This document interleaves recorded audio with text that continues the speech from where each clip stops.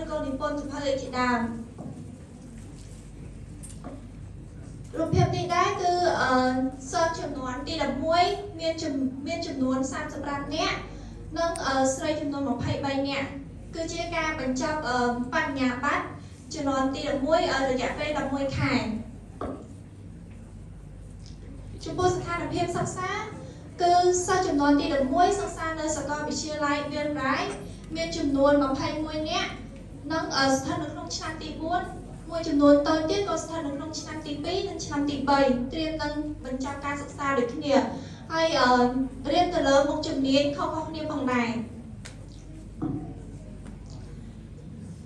សិស្សដែលរូបភាពនេះដែរគឺជាការ